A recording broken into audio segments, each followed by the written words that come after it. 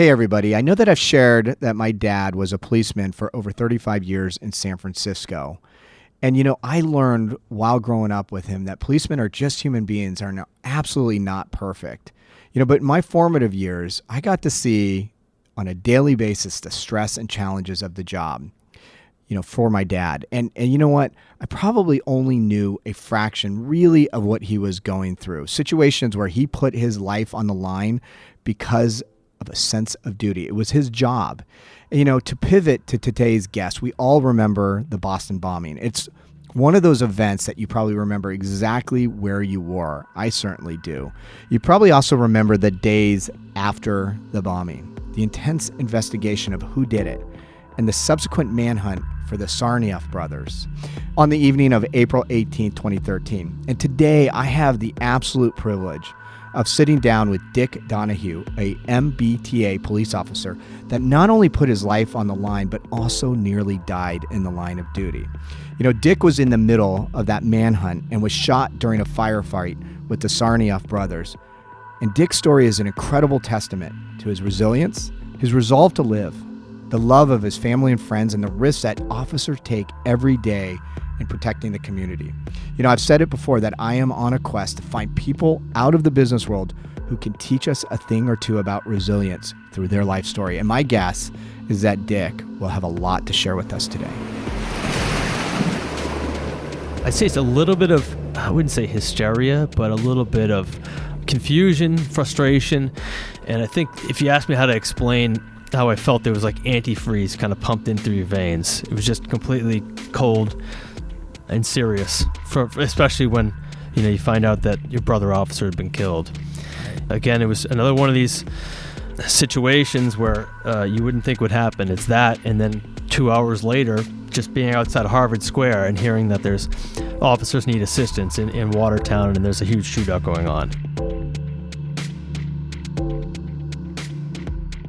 Welcome to Resilient, our little podcast where we feature stories from leaders on risk, crisis, and disruption. My name is Mike Kearney, a partner in Deloitte Strategic Risk Practice, but this is not about me, certainly not about Deloitte. This is about leaders, CEOs, board members, other leaders, even folks outside of the business world who have something to teach us about resilience. And I get those stories by jumping on a plane and meeting our guests on their home turf. And today I am in Boston, one of my favorite cities, on a beautiful summer day. I'm really looking forward to picking Dick's brain. The events that led up to this shooting, his path to recovery, most importantly, what he learned about resilience, returning to police work, and then subsequently moving into civilian life. And then what would he say to Joachim Tsarnaev if he could speak to him? I can't wait to hear his answer. So without further ado, let's get to my conversation with Dick Donahue, an American hero.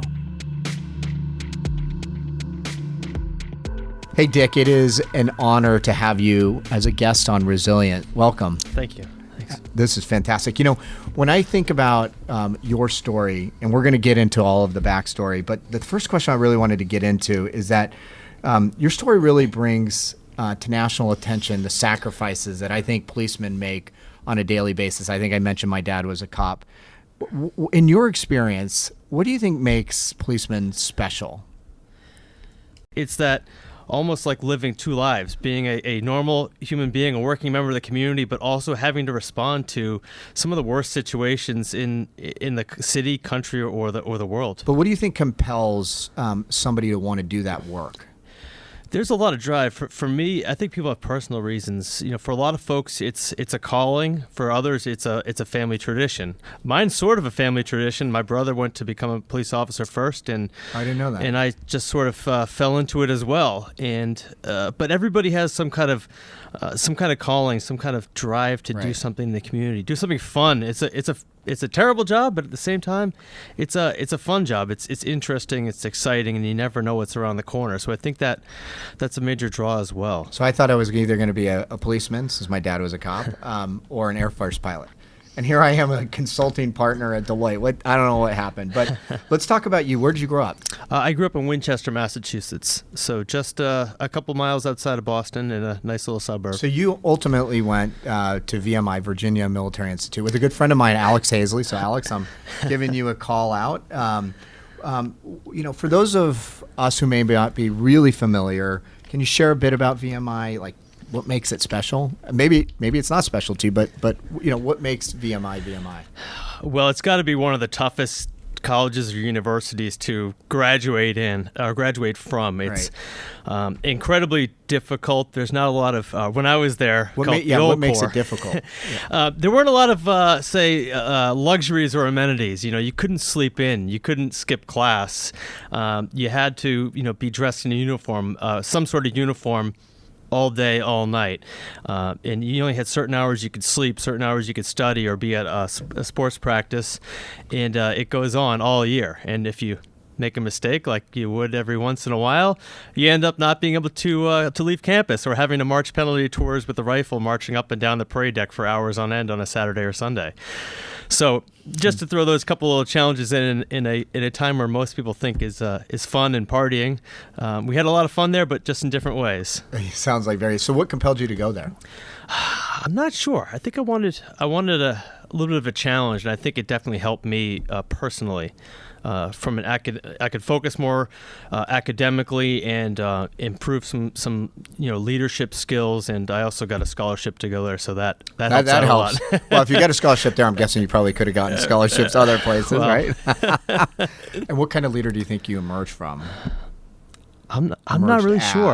I never thought of it that way. Right. I just try to, first of all, do the right thing, maintain that honor, that integrity, but try to do it kind of in a calm manner. And when things get crazy, just kind of, I wouldn't say quiet down, but calmly take control of the situation. Kind of the bigger things for me, I don't get too riled up about the huge problems.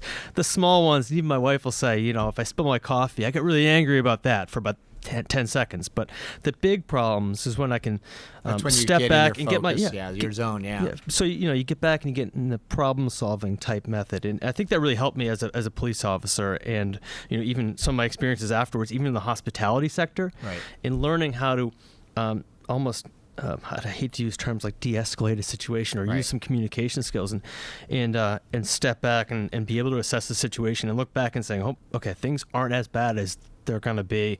We're going to take some time, work through it. And I think kind of that resilience that you build up over the time at VMI definitely helps you in a bigger crisis type situation. So you have a degree from VMI, mm-hmm, and then make sure I got this right. Master's degrees from University of Massachusetts, Lowell, and the University of Limerick, Ireland. Limerick. And you spent some time in hospitality. So how did you get into law enforcement? Well, it's all about service. Right. I worked in hospitality. It's all about service. I always wanted to work. That's the connection to hospitality. That's right. Okay. I always wanted to work in travel. I enjoy it. I still do. I get the chance to. Now I'm traveling a lot across America, some states and places I've never been to. But it was all about having a passion for that. And I still like to travel. Now it's more of a leisure activity. But I worked. I went to University of Limerick, got a master's degree in international tourism. I still have some friends over there, so it's great to land at Shannon and go right to somebody's house and take a nap and refresh when I go to visit or bring the kids over. So I worked in hospitality and tourism. I enjoyed it. But part of it was the recession hitting and things getting tough in that industry, and having this desire to do a little bit more with my life and to get back in uniform and serve the community more. So it was that double draw. And of course, my brother took the police test at the same time as I did. And, he was coming out with the good stories. And I said, no, my little brother's not going to have all the good stories. I'm going to become a cop. I'm going to work in a bigger department. I'm going to work in Boston. And he works in the suburbs. And I'm going to have, crazier stories. So I said, it's time. And then, a year after I joined I went to the police academy at age 30. So I wasn't the oldest one there. And I still, beat up on the younger guys running wise. My brother gave me a little bit of advice. He said, this is going to be one of the best times you have as a police officer, so enjoy it. So I liked getting up early and driving in and going for a run and doing some PT in the sand on Wollaston Beach there. It didn't bother me that much. Crazy. Yeah. So let's go back to and talk about changing tone, but the Boston bombing. So April 15th, 2013. We're going to get into a few days later, but I'm just curious, where were you when the Boston bombing actually happened? Well, if we had video, I could basically point you down the street about 3.5, 4 miles, 4 miles that way. I was out on right in front of Mary Ann's bar. Okay. That's kind of a famous haunt for Boston College students. I'd been there. I could almost smell the hangover and the stale beer coming from the place, just because you know what it's like. And there was Eagle Deli across the street, and they make these huge sandwiches and big plates of fries. So we go to Eagle Deli for breakfast, and right before that, I was actually. Were you on shift at the time? I was on shift. Okay, yes, you were on shift. Everybody was ordered in. So that weekend, if I may actually start on the 14th, I had some friends in town. We had gone to the Red Sox game. Actually, a buddy of mine from VMI came in with his girlfriend, and she was going to run the race. She's a great runner, sub 3 hours every time. Wow. And we went to the Red Sox game on Saturday. It was kind of overcast, but it was a cool weekend. It was starting to get into spring. And the next day, we go to brunch. Everything's pretty normal. And in the morning of the 15th, I dropped Catherine off. She was going to go get the bus to the finish line, and my wife was going to go and meet them at some point, and go to Transit Police headquarters, getting our gear ready, and we had the conversations. Are you going to bring your bulletproof vest? We probably don't need all this extra stuff because nothing happens on Marathon Monday. So head out to Cleveland Circle, stand in front of Mary Ann's bar. Basically, there's a train. Train's coming behind us. I could probably put you within 10 feet of where I heard that first radio call and who I was standing with and what exactly was happening at the time. And what did you think when you heard it come in? What was like the initial message? What did you hear? When I heard, there's been some kind of explosion, I'm going upstairs. That was from a female officer who was standing probably a quarter mile from where we are. Okay. And she was down in the station and goes up, and I was like, oh, great, somebody with fireworks. Literally, that's what I think. That's the first thing that goes through your mind. Fireworks. Yeah. Because a few years ago there had been that I think a crazy defrocked priest. I can't remember who it was. There was a gentleman who ran out and tackled one of the lead runners a few years ago. So I figured, it's this guy again, and there's. It's nothing. Like nobody would ever do a bomb on in a marathon. Last thing you think of. Yep. And 15 seconds later, it was a second radio call saying, "There's been another explosion and we have fatalities." And then you're like, "Oh boy, something's going on." Yep. Something's happening." But being 4 miles away, it's 15 minutes. People are still cheering and runners are still going by, and only a few people know what's going on. And, there's a Dunkin' Donuts across the street. I remember taking a step in there just to see what happened, and there's already pictures up on the TV in the corner in there of what's going on. And it was just something completely unexpected. And to be honest, I thought it was going to be a lot worse. It was bad, but then there's most people forget at this point, there was a fire at the JFK library, and I was like, oh boy, now this is terrorism because they're attacking over there. And that's over by UMass Boston. So you're like, is this some kind of coordinated? So I don't remember the fire. Was that accidental? Absolutely. It just was totally coincidental. Unrelated, coincidental. Wow. And when I heard that, then I was like, oh my God. Yeah. And, calling Kim and making sure Kim, that your wife. Yep. My wife, yep. calling my wife, Kim, because she had my then 6-month-old son, and she was dropping off my friend in Boston to watch the marathon and pick up Catherine. And he actually made it to the finish line to find her afterwards. And it was just something that it was like your job became real serious right away, really just quickly. Flick of a switch. What did your day look like? I want to get to April 18th, but what did the rest of April 15th look like for you? It was, excuse me for a sec. It was we were redeployed all over the city right away. They took us from our posts once the marathon was starting to get shut down. They were holding runners up. Yep. It was kind of like an action plan kicked in. We're separate from Boston Police. We're separate from the state police. We are primarily concerned with the transit system. Right. That's what our police department is. And I was redeployed with another officer to the downtown crossing station. So it's a major station. Orange line and red line intersect there.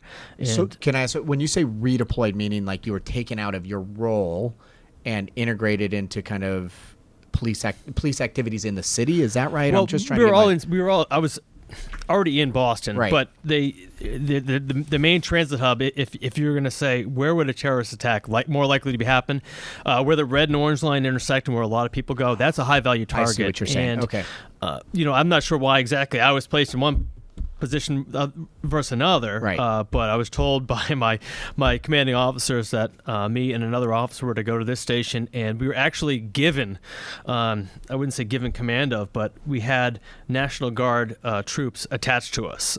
So we had about 5 or 6 of them, and they didn't have much familiarity with the station or what to do, and we sort of just had to make do with what we had. We said, okay, we're not going to stand here in a circle. There weren't a lot of people traveling then, and it was just, let's just man the exits, make sure the doors are locked, check the waste baskets, make sure there's no unattended packages, and between me and another officer, basically try to communicate with folks that didn't have radio, switch phone numbers, and just try to make sure things were safe and working for just that night before we were eventually sent home. So, was there precedence, or maybe a better way of saying it? Did you practice working with other agencies or like the National Guard, or was that kind of like learning on the fly, figuring out what to do? So this was learning on the fly. There had been some training activities, and since then there have been a lot more. But it was not really done, or it was done with some people but not others. If say you were off shift and there was a training activity, right? There were annual training events, but it wasn't as formalized. Okay. And being with the transit police, and I worked downtown, that I knew a lot of the Amtrak police officers that worked out of South Station. So I'd worked with them and coordinated with them before, but we were attached state troopers from out of the area. So you work sort of hand in hand, and you can call each other for help, but it wasn't necessarily working with these folks every day or every month or every week, or the same folks. So it was really learning on the fly, although we had integrated with them on previous occasions. It's interesting though, and the reason why I like interviewing people outside of the business world is to draw parallels. One of the things I hear you saying is, as a result of those learnings, the practice and the training has now been integrated into the way things are done now as a result of that situation.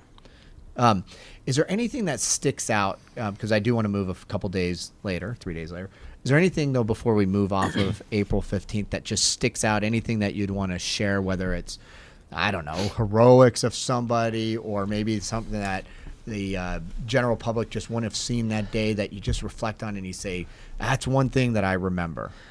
One thing I remember that week was downtown Boston was shut down, more or less. It was really quiet. I had pictures of Boylston Street. It was eerie. You go out there now, and the weather's beautiful. There's tons of people walking around.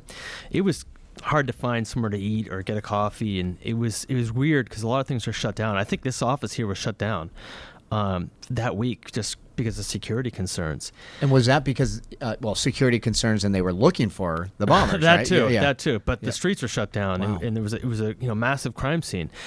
And officers from the NYPD and the Port Authority Police Department out of New York, they came up with like a hospitality tent and a canteen truck, just to make sure that folks working the scene could get a cup of coffee. They're grilling out, starting at 7 a.m. till midnight, and making sure that, hey, if you drive by here, you can get a cup of coffee, you can get some to eat, you can get a water, you can sit down for a couple of minutes. And that solidarity is something that, these folks were the same people that lost people in 9/11. Right. And they came up just to lend a hand and show their solidarity and help with their brothers and sisters in blue. And it's just something that I don't think any news stories ever covered, but I just remember them. I remember one of the officers said, "Hey, do you want a beer?" I said, "Man, I would love a beer, but I'll wait till the end of the shift." And it was just something that it was It almost brought some levity to a very serious situation. It did. It was just one of those small acts of kindness and selfless service that I'll remember forever. That's great. So let's move to April 18th. So I think it was around 5 p.m., but the FBI releases images of I always have a hard time, the Tsarnaev. Did I say that, brothers? Close enough. How do you say Doesn't matter how, anyway. It doesn't matter. They don't matter, so we can butcher their name. Right. But the alleged bomber. So was that around 5 p.m.? It was around 5 or 5:30. 5:30, okay. Yeah, right. I was on the basically 1:30 to 1:30 shift at that point. Oh, so you're doing 12. Okay. So you were on shift when. Okay. So tell me, like, you hear this. What's the first thing that goes through your mind? Like, holy crap, they found him, or. No, finally. Because there had been stories in the news. People, we'd been working, more or less around the clock, and you get text messages, "Hey, this might be the guy." with no basis in reality or just word of mouth, and it was like finally something is happening. Right. It was pretty frustrating. There was a lot of community support and outreach and people thanking police officers and kind of community support there, but at the same point it was really frustrating working that week. And did you feel almost kind for of nothing. helpless? Like it was like, I know they're out there, but we there's nothing we can do until we find them? Or what was- Exactly. I'm a patrol officer. I'm driving around Boston, or I'm standing at a T station, Right. either waiting for something to happen or waiting for somebody else to catch these guys. Basically, thinking that that they're gone, because why would somebody stick around after committing this attack, knowing that every agency, every three-letter agency in the world is, BPD, Looking for FBI, ATF, MSP, everybody in the world is looking for these guys, and it was really frustrating working that week. Why do you think they stuck? I was not even going to go there, but you just brought. Why do you think they stuck around? Is there any theory that you have, or? It really beats me, working in the police world. Police would be unemployed if criminals didn't make mistakes, Right. and they always make mistakes, and that was their fatal error was Yeah. was sticking around because they didn't get out of the state. Absolutely. So okay. So it's about 5:30. You hear it. Obviously, the major events happen several hours later. So what transpired for you personally from 5? If you could just maybe take us through the chronology of events. Sure, I had a lot of memory loss after the events, so Yep. things are hazy in that day. I know I was in a one-man patrol car, which was weird that week because definitely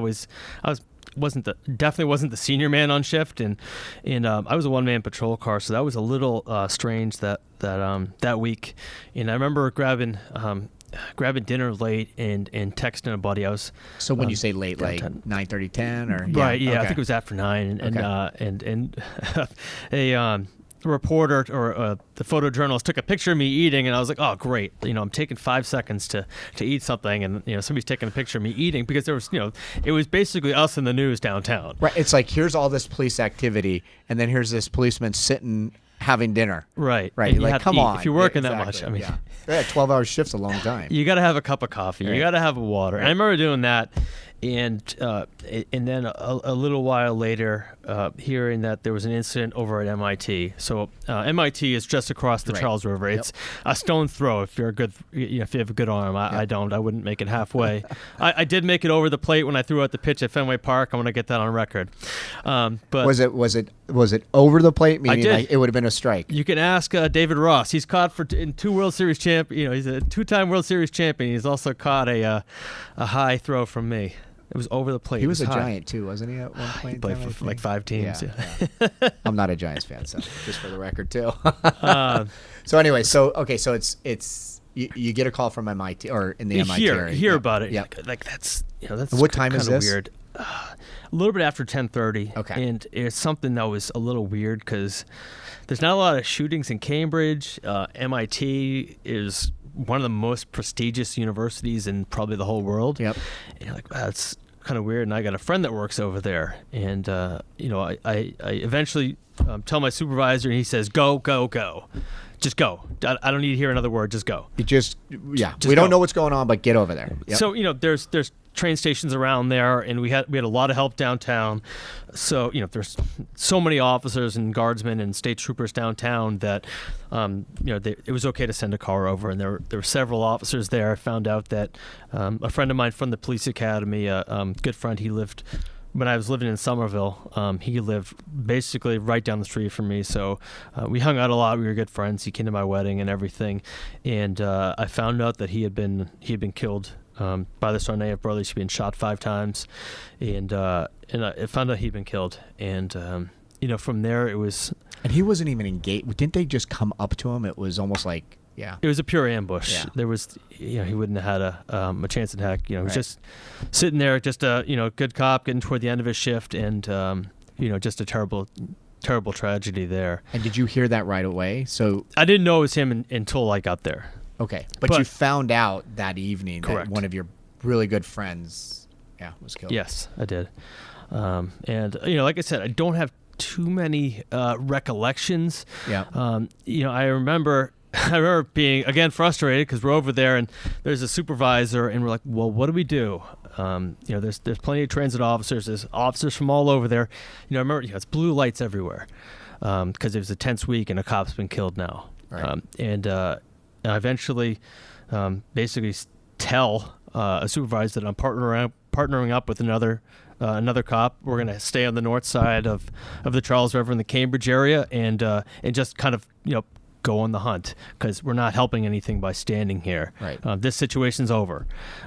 So we drove around basically Cambridge. We were over by there was an armed robbery call not too far away, but it was completely unrelated to this. So I'd say it's a little bit of, I wouldn't say hysteria, but a little bit of confusion, frustration, and I think if you ask me how to explain how I felt, there was like antifreeze kind of pumped in through your veins. It was just completely cold and serious, especially when you find out that your brother officer had been killed. Right. And again, it was another one of these situations where you wouldn't think would happen. It's that, and then 2 hours later, just being basically outside Harvard Square and hearing that there's officers need assistance in Watertown and there's a huge shootout going on. So from there, my partner and I, we how far is from Cambridge Square to Watertown? Is it like just? It's probably about 2.5 miles. Okay. I'm not extremely familiar with the area. Yeah. I know where the Watertown depot is, where there's some MBTA property and a big bus depot, and it's actually not too far from there. Okay. So 2.5 miles, depending on how you drive in there. I was with my partner who actually worked more on that side of the Charles River and the Cambridge, Somerville areas. So we respond over there to back up the officers, and basically it's a huge gun battle going on with the Tsarnaev brothers. There's homemade explosives, IEDs being thrown at us. I say at officers, at us. So when you say there was a bunch of officers, 10, 20, like what do you think? When it first rolled out, it was two Watertown officers, and they're basically being shot at. Some of the bullet holes went right through the front windshields, so inches from their face. Wow! And what's the distance? Like, just are they close or? I think there were yards and even feet away. You see, Sergeant Jeff Pugilis from Watertown. He was just feet away from Tamerlan Tsarnaev, shooting at each other, and it was. Basically, when you say all hell broke loose, that's basically what it was like. You're in a residential neighborhood, suburbs not that much different from where a lot of us grew up in, and yards and cars and people with small children, and this is about just before 1 a.m. on April 19th, 2013, and there's gunshots ringing out through the neighborhood, and officers responding, and police cars coming from all different directions, and one of those cars was mine, and we're at the intersection of Dexter Ave and Laurel Street, and I remember a few glimpses. I remember looking back at my partner, like, how are we going to get up there? Have our guns drawn, and we're trying to help out the officers coming. We're trying to go to our right. And are you in your car at this point in time? We get out. We bail out of the car at the corner of Dexter and Laurel. We were one of the only cars on that side of the street, and we try to come to the east to help out the guys over there. And it was like every time we'd try to get close, there'd be gunfire coming our way, or there'd be a bomb being thrown, and one of them went off about 10 yards from us and kind of kicked up some dirt and debris. So it was pretty intense, and kind of toward the end of that whole exchange, there's a car going through the intersection, there's people firing from all directions, and literally I'm basically in a very bad tactical position, but by the time you realize it's way too late. And I basically sustained a bullet in my right femoral artery, and that kind of half second of my life that I remember, it was oh no for lack of a better term, it was uh-oh. And so you obviously you knew in that moment that something happened. You do, and kind of from there, it's almost like out of body. It was I remember falling down and then getting back up and taking a few steps, and I don't really remember from there. I motioned to my partner and said, "I'm hit" or "I'm shot," something to that extent. I probably threw in a couple extra words in there, and realizing that the situation isn't over necessarily. There's still unexploded ordnance on the ground, and we don't know exactly what's going on further down the street. That he tackles me and pulls me to safety, basically into somebody's driveway where I'm bleeding out. And hopefully this is okay if you want me to, yeah. So I think I read that you were basically, not that you lost consciousness, but that you stopped breathing for 45 minutes or your heart would stop working for 45, really? Like, and you lost how much of your blood? Everything. Everything. So, even the first responding officer who was on scene, who had almost been killed himself, he was one of the guys. He came over to me and he said, "Dick, you're going to be okay. You're going to be okay." And he saw my eyes basically just open, but I'm done. Yeah. I lost so much blood so quickly. Typically you get about 3 to 6 minutes to live when you have an arterial wound. I was, my artery had been basically destroyed by this bullet, and I was bleeding out so quickly. And I think there was one person with a tourniquet on scene, but it wasn't that great, and the wound was so high up, it was impossible to stop. So for about 6 or 8 minutes, they were giving me CPR. I wasn't breathing. My heart wasn't, they had to pump on it to make it work, but I was bleeding out at the same time, so folks were trying to do whatever they could, and one of the officers there... And this is all in the context of, like, the firefight's still going on, right? It's basically wrapping up. Folks are wrapping up. on the chase for the vehicle that got away. Tamerlan Tsarnaev was being handcuffed and thrown into another ambulance. He was still flailing around alive after multiple gunshots. He got run over, right? He got run over. He's been shot, and it's amazing what the human body can do. I'm still coming back to you now. You're like... You're a mess. Folks are going one direction, another direction, and luckily a few of them saw what happened to me, and I'm basically dying in somebody's driveway. Short story: I get taken into an ambulance, basically thrown in the back of an ambulance. They said just get him to the hospital. Yep. And by that point, I'd lost about 95% of the blood in my body. I'm out. I'm not breathing. They're doing CPR on me. They said, just go. Doesn't matter about how well the CPR is. You just got to get this guy the heck out of here. So. I had quick care on the ground, some quick thinking to get me out of there, and then the next real decision was, where does he go? And luckily, the guy that took the wheel of the ambulance took me to the closest hospital, and there they patched me up. Although it took a couple of days to wake up and realize what happened. Man, I just want to pause for a second. That's incredible. 90% of your. What was the time from when you were shot to when you got to the hospital? It was probably 10 plus minutes. It was a few minutes on the ground before they got me into an ambulance. Right. And funny enough, the police officer that helped me into that drove the ambulance, his brother was a firefighter who was in the back working on me, and they didn't even realize it till they got there because he just jumped in the front and started driving. Right. So you talk about just crazy stories. Shows up at the hospital. What are you doing here? Well, I drove. Talk about just crazy things that happened. But between the two of them, they helped me, survive that night. And then the tenacious work of the folks at the hospital not giving up on me. And heart stopped for another half an hour inside the hospital. And every a pint of blood they put in me keeps pouring back out. And even the doctor had to jump on top of the gurney and put her knee in my groin to wheel me through the hospital up to the operating room. It's just. If you took all those stories and put them together, it's insane. It's crazy.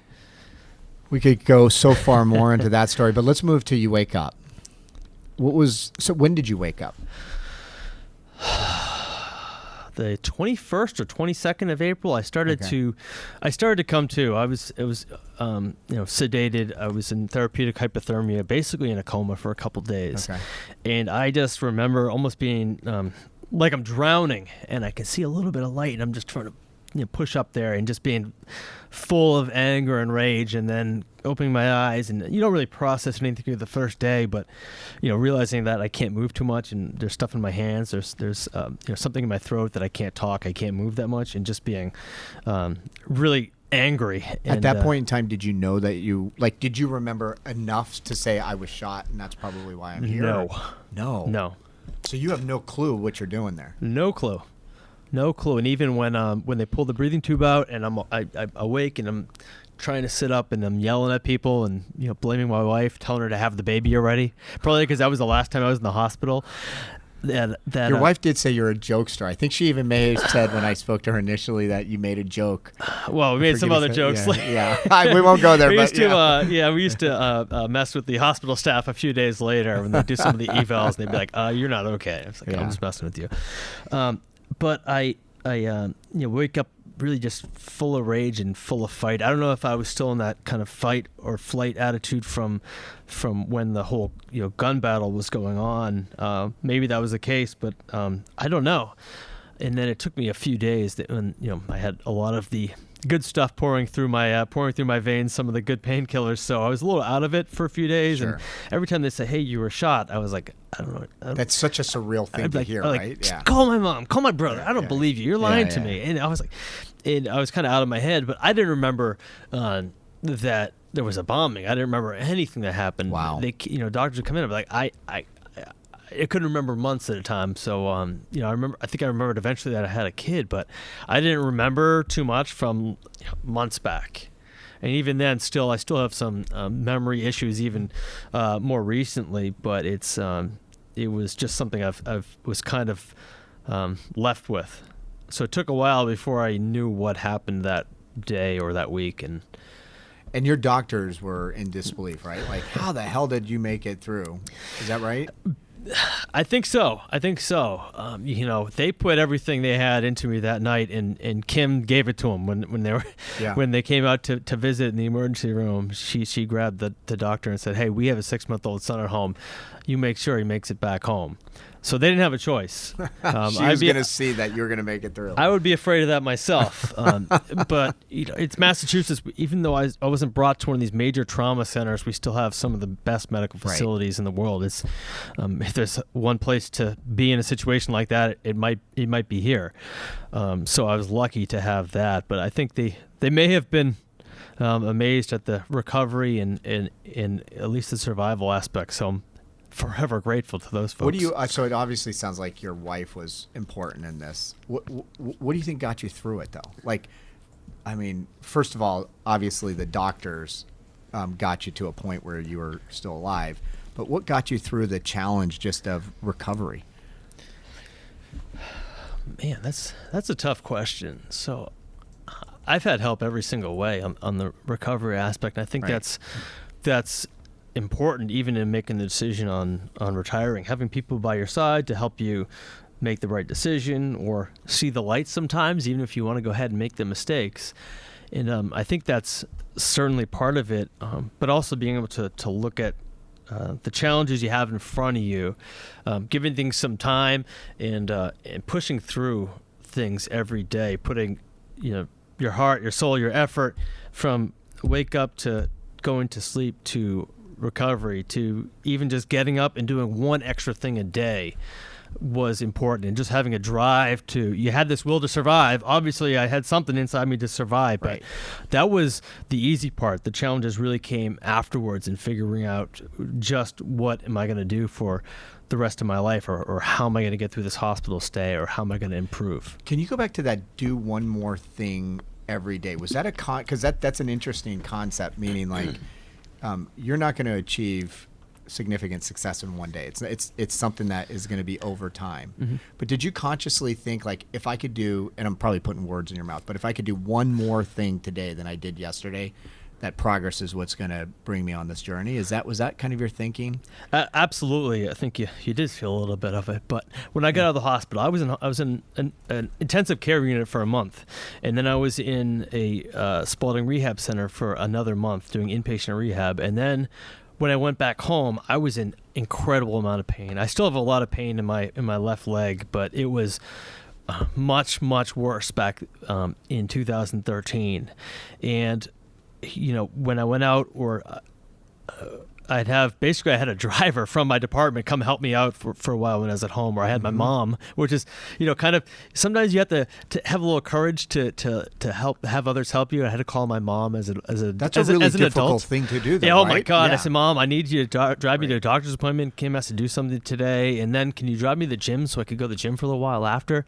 And some of the first steps were, if I can get out of the house for an hour today, and not have to go back home to rest my leg. And then tomorrow, an hour and 10 minutes. And then by the end of the week, I can go out of the house for 2 hours without basically having to take, my shoe off, put my foot up and relax. And eventually it turned into, hey, I can make a whole day, even in incredible amounts of pain. That was something where it took a lot of time, but it was every day I'm going to do just a little bit more to be able to recover to where I wanted to be, and then get to, there's a peak, a plateau. There's only so long you could do things, but almost be back to something normal after a while. It almost seems like this is inherent in who you are, because just going even back to your comments around VMI, like I don't know a lot of kids that are like raising their hand to go through 3.5 years of hell like you went through. And so almost wondering if it was like, this is just the way it was going to be. Like it's inherent in who you are. And maybe if it was somebody else that they would maybe not have recovered as fast as you did. Do you think that there's any truth to that? I think so. The option 2 was just fail. Right. Or just be miserable. Right. And, folks might think you're miserable or sarcastic, but that's just, called being from New England. But some of that I think might be in the New England upbringing because, our weather's awful. We complain about our sports teams regardless if they, win championships. We complain about transportation. And it kind of it makes you tough. It toughens you up a little bit. And I think, option 1 was driving on, doing the best with what you have, regardless of your overall situation. And option 2 is failure. Yep. And you talked about, and tell me if I've got this right, but that fitness played some role in your recovery and to a certain degree your resilience. Is that true? I think so. Yeah. I don't have a 6-pack abs. I haven't in quite some time. Put a little weight on this winter, but fitness, I'm pretty positive helped me survive just the initial shooting. Having my heart stop for 40 minutes and being able to live, losing all that blood and being able to live. But at the same point, even when I was in the hospital, it was at Spaulding, I'd asked to go an extra half an hour in the afternoon or evening when kind of the PT portion dies down and go do the hand bike for an extra couple minutes or do some pretty pathetic push-ups on my knees just to build up some of the strength. And I think some of that is feeling good physically, but also almost in a mental outlet in a kind of a refreshing way to, I wouldn't say end your day, but a refreshing way to recharge for the day and feel better. It's always been some kind of part of my life, and even when I was on duty, I think it was important for folks. You're having a tough day, but you get to go to the gym for a while, go run for half an hour, go lift weights, and then afterwards, things get better. And I think that definitely worked out for me. I get angry when I can't work out. So now, and I said this earlier, so the name of the podcast is Resilient. When I created the podcast, the inspiration was really to find people who embodied what it meant to be resilient in a whole different set of circumstances, whether it is a corporate crisis or, leading a company in a challenging time or going through something like you did. And I actually really love speaking with folks that have analogous stories because I think sometimes the best learnings can be brought in to the world that I live in from those. So when you think about resilience, is there anything that comes to the top of your mind using your story that you think maybe other leaders would benefit from? What do you think? Well, personally, I don't think that I'm any special or anything different than any other person. Right. But what I've had to learn or I've been forced to learn is that you have the power inside you to be resilient, to charge on, to face obstacles you would never, ever, ever think that would stand before you. And you just have to reach down for that inner strength. And regardless of the situation, even being a parent sometimes, you just have to reach down and be like, this is an incredibly tough day, incredibly tough situation. I'm going to push through it tomorrow, the next day, the next hour is going to be it's going to be better. I'm going to succeed in this. So you have to have some kind of goal and just drive on regardless of the situation. And sometimes you have to step back. Sometimes you're going to fail, and you just have to pick up your pieces and push on and just do the best you can every single day. One of the things I hear kind of core to that is just almost a belief. And sometimes I think our mindset is challenged because our body or circumstances are telling us something different, and you almost need to overcome maybe some of those cognitive challenges that you have, because it's very easy to say, my mind's telling me to shut down or not do it. But in fact, actually, I could probably do it if I keep pushing forward. And it's that core belief. You agree with that? I do. I agree with that. That's. What about? Do you think a support network? And I'm saying that generally, but family, friends, did that play a role in your being able to demonstrate resilience? If we had a few days to do this podcast, I could do it again and again and again, and I'd probably offend people by not telling their stories. But the support network I had, if you think of the words Boston Strong, Yep. That's what I had. It was incredible people coming from all over. Our family coming in from all over the country to help out, friends flying in or driving in those first few days and hours. But the continued support. I think one of the support measures was an officer who was my academy classmate, a good friend of mine, was assigned to me, 7 days a week, 16 hours a day for 2 months in the hospital, another month at home to help me get everything I needed. That was his job? His job was Wow. to just be by my side, give my wife a ride to visit me, come help out with my kid. That was just one of the things. Obviously, my family played a big part, whether it be my mom or my wife, helped me out in the hospital, coming to visit, bringing food, and watching the kids and that, but the community helped out as well. Some of these things I'll forget, but the mayor and the police chief of the city I lived in bringing bags of groceries and Wow. folks sending baskets with stuff for my kids. So he had diapers, and it was just amazing community support. And it didn't stop then. And other times when I needed it, where I needed to ask me a question, especially toward the retirement end, Yep. and I hate asking for things, but sometimes you just have to. I'd say, hey, I need help. I'm not sure what I'm going to do with my life. Can you help me write a resume? Can you help me figure out what I'm going to do? And people would sit down even 2 years after the fact and say, I'm here for you. And they don't forget. I love stories like this because it really demonstrates, in many respects, when America, it sounds so patriotic, but like when America's at its best. No, but in all sincerity, like when something like this happens, that's where we show who we truly are. And just coming off that, if we want to talk patriotic, and this is probably one of the only things that chokes me up a little bit, was I didn't see it myself, but I was in the hospital. I was in the intensive care unit, basically on the brink of death, and the street I grew up on, somebody lined the entire street with small American flags, and my parents drive home and see that, and I couldn't imagine what How they that felt. made them feel. But I mean, Yeah. you talk about how great the community is. My first grade teacher coming from across the street to visit my family and bring some flowers over. It was just incredible community support and outpouring of everything that's great about where we live. That's awesome. Wow. I was going to, and you may have just answered it, or maybe this is a good example, but 5 minutes ago you said I could do this podcast for days and probably recognize a bunch of people. I kind of put myself in your situation and I go, you know what? There's some people that I know would step up. And then there's some that maybe I would be surprised of stepping up. Is there somebody that, and like, you don't necessarily need to say their name, but is there somebody you're like, wow, maybe it's your first grade teacher. Like, I was really surprised that they came to show support or do something to help me and my family on this journey. Wow. There was I have boxes and boxes and boxes of letters and cards. So I received cards from people I've never met, that I probably never will meet, saying, thank you for your service. I hope you get better. Wow. Did that mean a lot? Did that help you on your police officers from New Jersey? I got a card from Israel and Australia and Canada. And you're like, what the heck is going on here?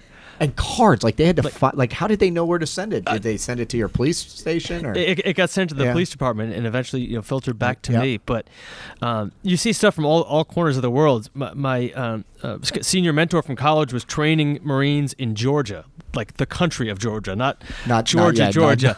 And they signed a flag and sent it to me. It was, a flag was flown and sent back to me from some, I believe it was Army folks. I apologize if it was another armed service from that flew over a base in Afghanistan for us to have. Wow. So just seeing people from and outpouring from all over the world, you're like completely floored by it. So I'm sure this is going to sound like a silly question. Obviously, you would never want to go through an experience like that, but I'm sure there's probably some key takeaways or things that you've learned about family, friends, people in general, life as a result of the experience. Probably too much to answer, but I saw the best in a lot of people after after the very worst worse. thing you could think of happens. Right. People being killed and attacked at a fun family sporting event on Patriots Day, our holiday, Right. having a friend killed in the line of duty, and then almost losing my life myself, and then seeing my family rally together and support me and support each other, and friends from all over, old friends and new friends helping out and stepping up and being able to enjoy the good times afterwards is really important. In fact, I try to thank everybody as much as I can, and every April I throw some sort of event and getting everybody together, whether it be the officers I served with or the officers that helped save my life or the medical staff, and having them together, buying them some drinks and having a good time and enjoying our company now and enjoying the good things that have come out of this. That's probably what some of the most positive memories I have. I mean, it's a nice way to kind of cap off the story of what happened. Let's pivot though to you were resolute. Like you were like, I need to get back to this, and you made it back in 2015. Can you just talk about that journey and why it was so important for you to make it back, even though physically, like you said, you were in pain and challenged, but that was important too. Yeah, when I was in the hospital, and I kind of laughed a little bit, I told the doctor I want to be back in 6 weeks. I have a detective rotation I'm supposed to do. And he was like, all right, kid, yeah. Like, walks out of the room laughing. And, 6 weeks later, I'm still in the hospital. So I made it. My goal was to get back to the police department. I had to have some other surgeries. They tried some other things to help improve the pain, and I did physical therapy and everything I could think of. Went to the gym. I put all the weight I lost back on, maybe a couple of pounds more, and that was my goal, was to do that. And eventually I got to a point where I said, okay, I'm gonna try this out. And I was approved to return in some capacity, and I was assigned to a certain unit where I could try to put some of my skills to use. But eventually, the department being a police department and needing full 100% fit for duty officers, that I would eventually have to retire, because at the point I'm at today, I'm pretty good, but for me, it's not safe to have an officer that's 80% physically fit to be on the job. Somebody that's in pain all the time, or has to take their shoes off for a couple hours a day because their foot or leg is killing them, or might trip coming up a flight of stairs. It's funny at home, but not so funny if you're running after somebody or trying to come to somebody's aid or put another officer's life in danger. That part of the decision to retire came back to how is the department set up for officers that are injured, and in general just fairness to everybody else that's on the force. So I made the decision to retire, and that was about a year later. That was in 2015 as well. So how did you get to that? Because I'm just trying to kind of live vicariously through you. So it's like, I want to get back, I make it back, and then at some point in time you said, this just ain't gonna work. Right. How did you get, what led up to that decision, which must have been pretty damn hard, I would imagine. Maybe not. I had a feeling things weren't. I just had a weird feeling when I went back, and it was not exactly what I felt like it was going to be. Maybe I was a bit too romantic. I had romantic notions of what it was going to be like, and when I go back and I made the decision to retire, for a while I was stressed out about it. I thought, am I going to be a failure? Did I fail myself and everybody else? Did I fail other people by not? Did I fail the guys that saved me? Did I fail the community by not being able to be at 100% and not healing up and not doing another 20 years as a police officer? And it took a lot of introspection, and it took a lot of people knocking some sense into me. I live with my wife, and I'm not going to listen to her advice because I know better. Right. But she was right in the long run, and I know she'll probably listen to this. So no, she was right in the long run. But I had to talk to some other folks saying, hey, look what you've been through, and it helped talking to other people that have been through similar situations, whether been shot and injured in the line of duty, or had been a police officer for a long time, or in the military, and talking to them and say, hey, you made it back.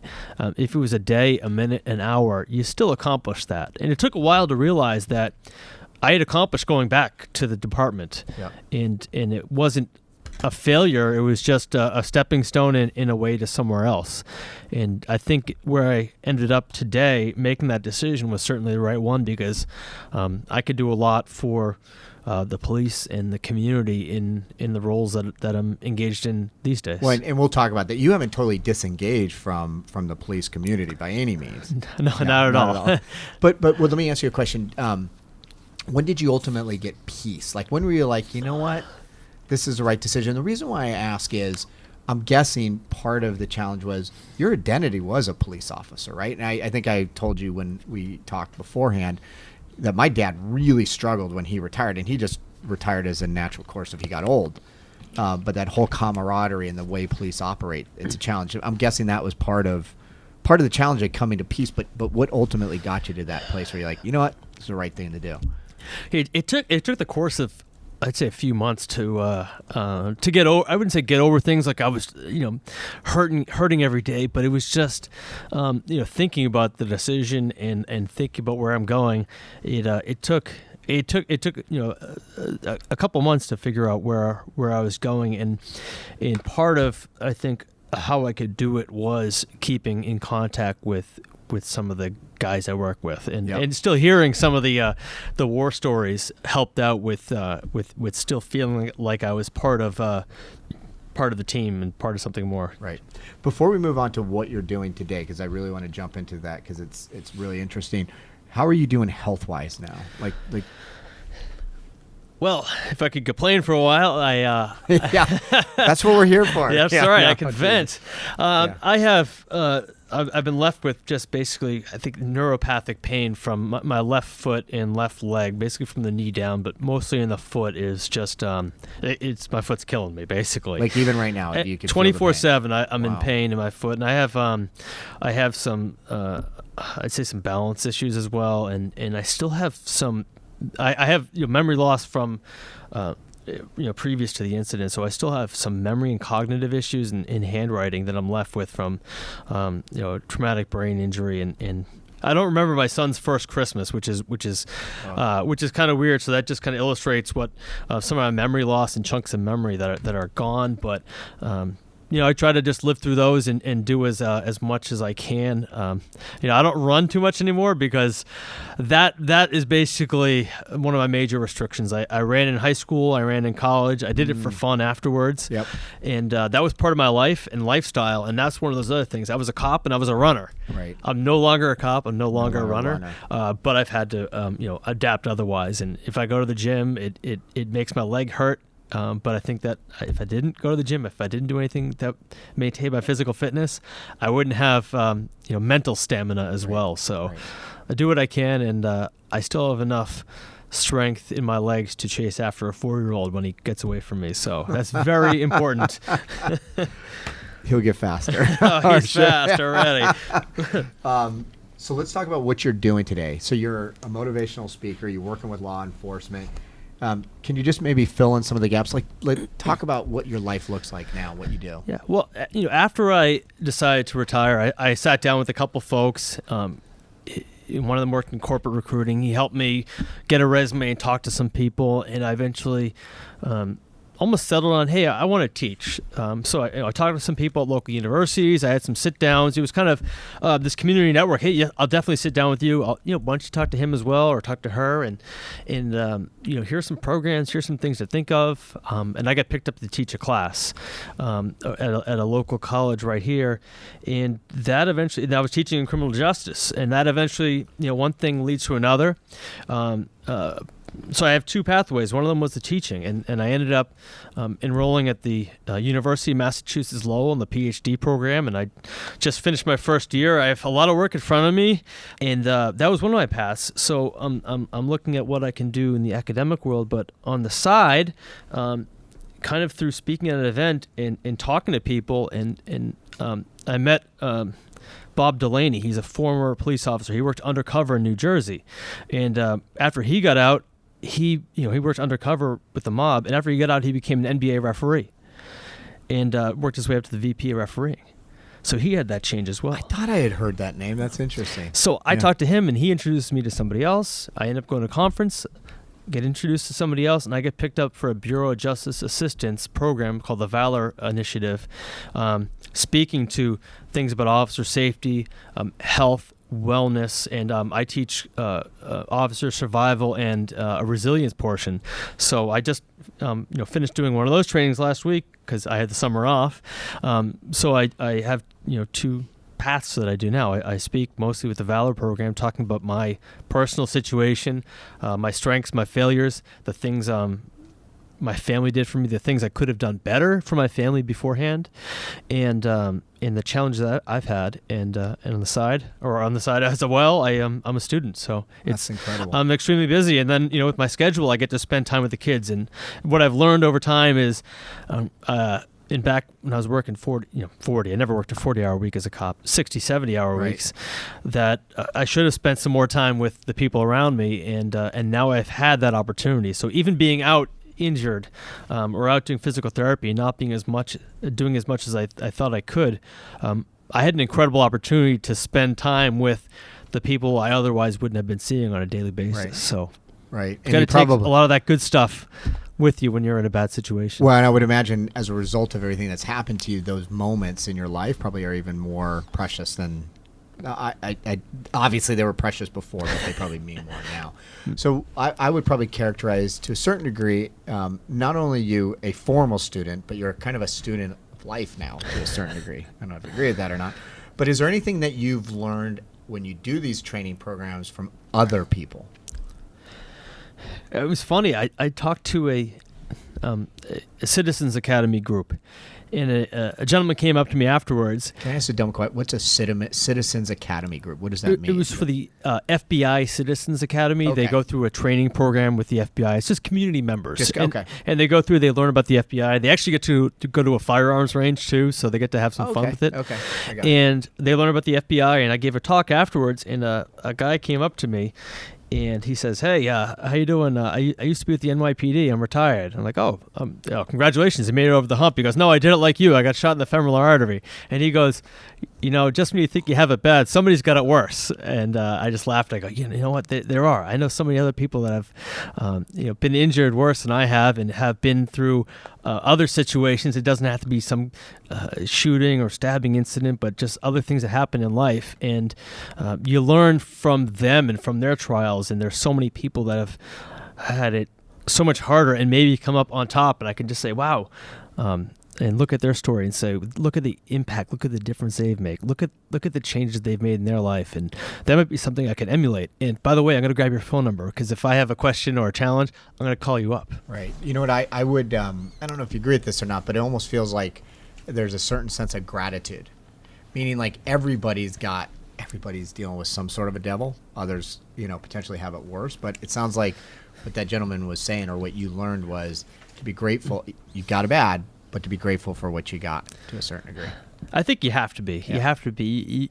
You could be miserable, or you can just, push on, drive on through those challenges, and try to be as happy as you can, and just do the best you can every day when you wake up. That's it. I think that's becoming a theme for you. That's what I like about you. So how do you see your life unfolding over the next several years, 10 years? Well, if you had asked me that in 2010, I'd say I'm going to do 23 years at the MBTA Transit Police Academy. I'm going to move up through the ranks. I'm going to be a sergeant, lieutenant, deputy chief, and chief. However, those things get thrown out the window. And then retire. And then retire happy and healthy, and, move to Florida, something like that. You never know. You never know. So it's tough to say. The first thing I'd like to do is obviously graduate from a PhD program, and how long is that program? Well, it depends on how long my dissertation is. Well, you did 3.5 years for your. I think it was 3.5 years at VMI. So are you going to accelerate it? I'm just messing. It depends on how long I could draw it out. We'll see here. So, that's a big challenge in front of me. But there's some more important things right in front of me, and that's the health and upbringing of my children, and that's really important. So I want to see them grow and succeed. That's number one. Is see them grow and succeed, and support them in whatever they want to do. So that's focus number one. Right. Personally, I'd like to finish my doctorate, get back into possibly get into academia, continue with some of the things we're doing with the Valor program, and make an impact with officer safety, and hopefully contributing to a more safe police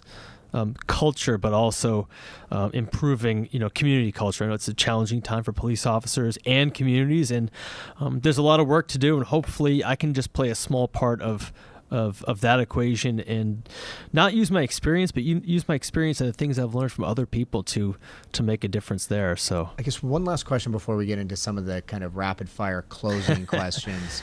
And that is, when you're doing your presentation, so a lot of it sounds like it's to the police community. Have you started to think about, because I think there's a lot there that even though your story has to do with law enforcement and your recovery, but that could be valuable to kind of non-police communities. Have you ever gone out in that area or something that you've thought about? I have. I've spoken to a few groups, some local groups. I actually spoke to Deloitte Boston back a few years ago, the Boston office.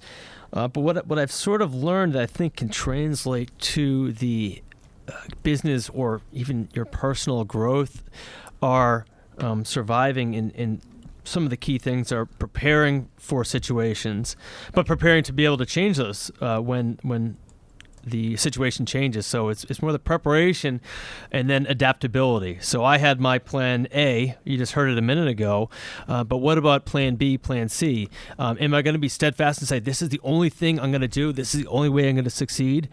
The answer is no. There's always a plan B or plan C, and you might find out that plan B or plan C might be better than your plan A the whole time. And I think over the course of that, it comes back around, that adaptability comes back around to that resilience and figuring out and just pushing on through the hard situations, digging deep for that courage to be able to adapt, to be able to realize your failures, to be able to realize your successes. And ultimately, you'll probably find more successes than failures and hopefully end up somewhat happy with the end result. It's funny. We interviewed Mallory Wegman. She's a Paralympic swimmer, and she went paralyzed from the waist down when she had an epidural shot because of back pain went wrong. And so now, she's a swimmer. She's achieved some great things, but she said, actually, in some respects, the fact that this happened, I have a better life. Which is not what anybody would think. But she says, because I've been exposed to so many things that I never would have, I've become somebody that I don't think I ever would have. And so it's interesting sometimes adversity and maybe taking kind of a right turn when it was absolutely not your choice can create a rich life. I don't want to say a better life, but a rich life. I mean, other than the leg pain, I think there's more good than bad out of this. And my wife Kim actually said a quote back when she was interviewed back in 2015 on CBS News that there's more. I could probably memorize the quote by now because I usually end my presentation with it. And sometimes you see some of these cops with tears in their eyes. Yeah. It's amazing. And they said there's more of a silver lining in this than anything bad that's come out of it. And when Dick gets out of the ICU, when he feels better, that this will ultimately be the best thing that's ever happened to us. She said that while you were in the hospital? I don't know how she knew it. I was probably in so much pain and so drugged up. I was like, I don't know what she's talking about. But I think she was right. And then, the situation and what the kind of the cards you're dealt with, that's your hand. Yep. And you got to live with it. And just pushing on and enjoying every day, every moment, the small victories. And, when you finally take a vacation or break from everything, it feels so much better. So let me, a couple final questions. Mm-hmm. The Sonara, God, I'm never going to be able to say that name, but they were pretty young at the TAC. What would you say to them? And you may have had a chance to say something to Dzhokhar, but what would you say to them if you saw them?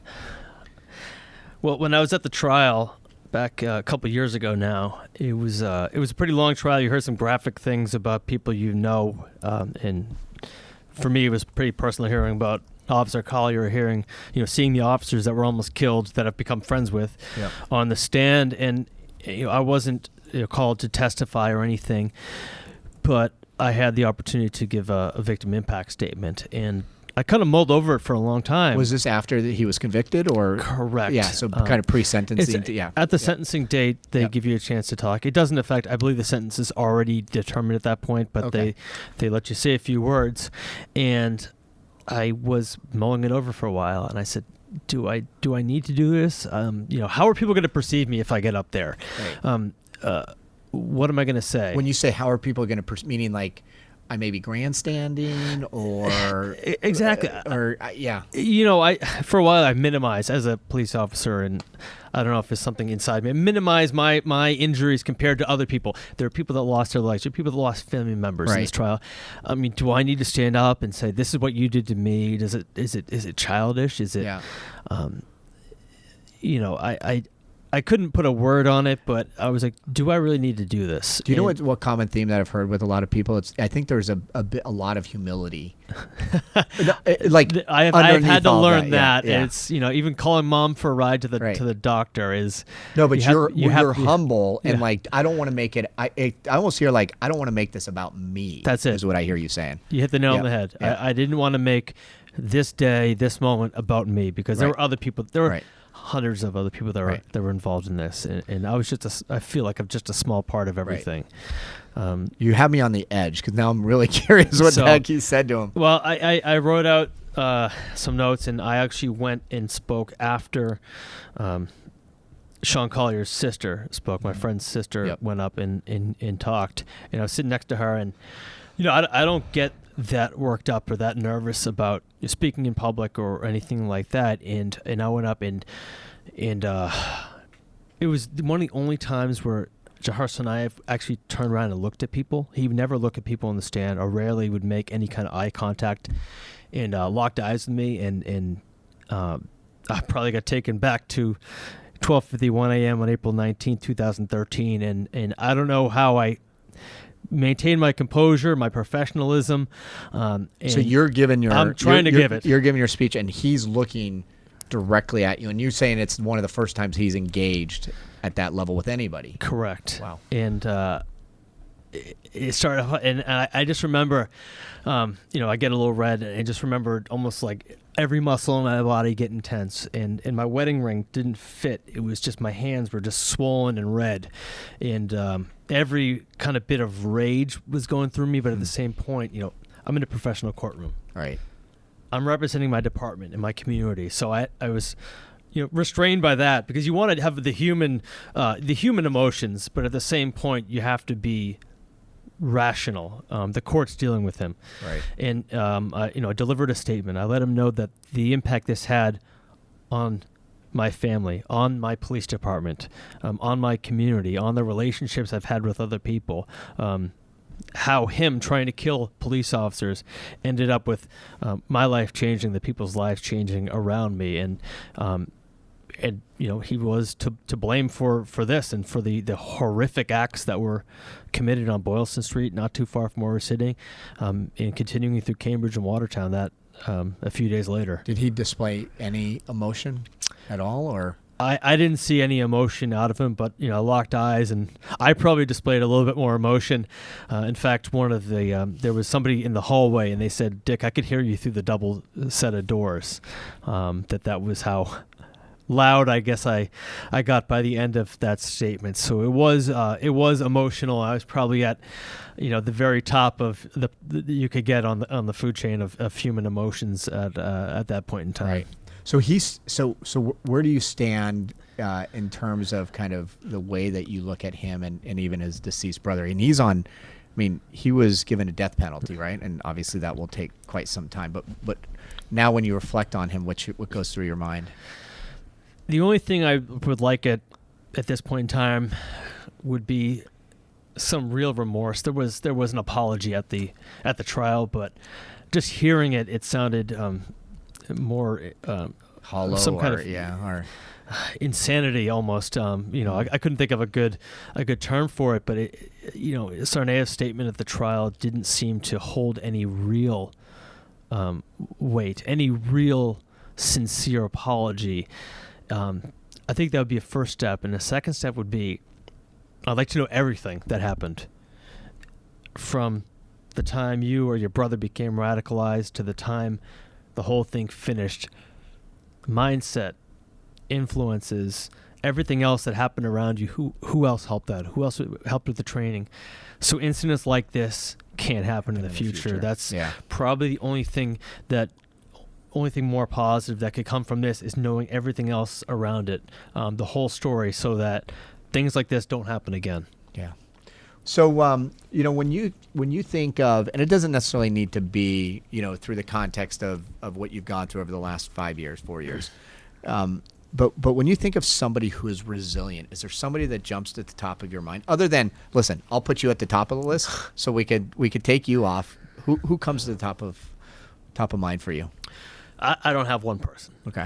I've met so many people, probably through my situation, that I say have been resilient. I mean, I've met Malala Yousafzai. Yeah. I mean, you talk about somebody that's been resilient and has taken a situation where you're almost killed and you need to travel around with armed security. Right. And you're trying to make a difference in the world. That's one person you're like, oh my God.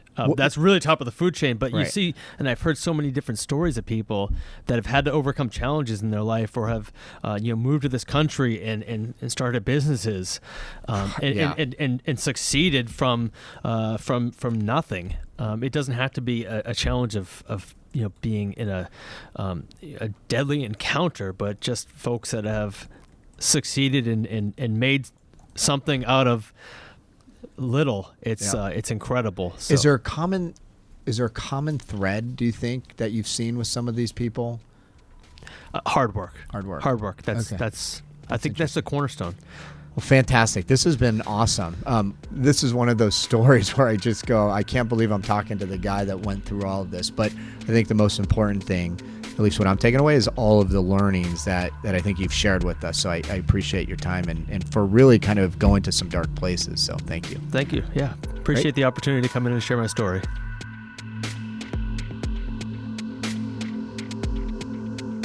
Wow, I want to pause for a minute. What an incredible conversation. What an incredible human being. Dick, when you're listening to this, thank you for your time. It means a whole lot. And I also want to thank the listeners for listening to Resilient, a Deloitte podcast produced by our friends at Rivet Radio. You can go and listen to us by going to Deloitte.com or visiting your favorite podcatcher, keyword Resilient. When I say podcatcher, I mean places like iTunes, Stitcher, SoundCloud, Google, and even Spotify. And if you like these conversations, please share them with your friends and colleagues at work. I say all the time that, I have friends and family that have absolutely nothing to do with the business world, and they get, some real nuggets out of this. So it doesn't necessarily need to be somebody in business. I'd also have an ask. If you're enjoying this podcast, just spend a minute and go out to any one of those podcatchers and provide a rating. Ratings play such a large role in how the podcast gets promoted in places such as iTunes. And finally, hit me up on LinkedIn or Twitter with any comments or recommendations for future guests. My profile is under Michael Kearney, Kearney. And I will say I respond to every message, so please let me know what you think.